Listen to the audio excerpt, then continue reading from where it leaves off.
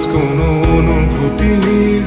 গভীরে যেতে চাই না আর কখনো, যেখানে নিঃশব্দ কান্নায় স্বরচিত হয় একান্ত